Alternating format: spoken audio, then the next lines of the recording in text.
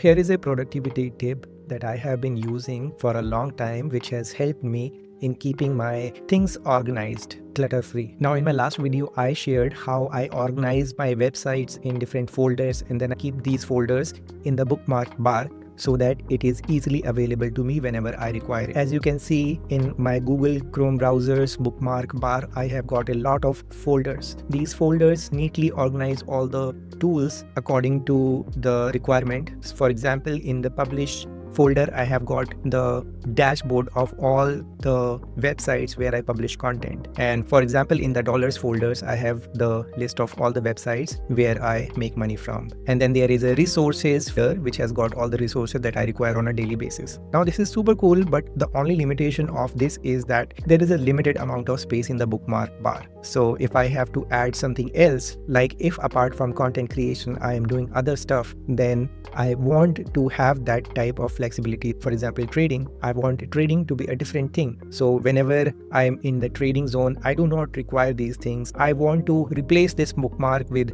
the other set of bookmark bars that I require when I'm trading. For that, I have found this Google Chrome extension called Bookmark Bar Switcher, which is absolutely free. You can install it from the Chrome web store, and I have installed it. Once installed, it might not appear here beside the address bar. You will have to click on this extensions icon and then pin this bookmark bar switcher. Whenever you pin something, it appears beside the address bar. So this icon also is appearing here. So what this switcher does is it lets you switch between different bookmark bars, and you can create as many as you want. For example, I have trading and AI tools. So when I'm trading, I can switch to trading, and you can see the bookmark bar has switched, and all the tools that I require when I'm trading are available here. So I can access them in a single click. And similarly, I have also created an AI tool bookmark bar for the things when I am in the zone where I require AI tools.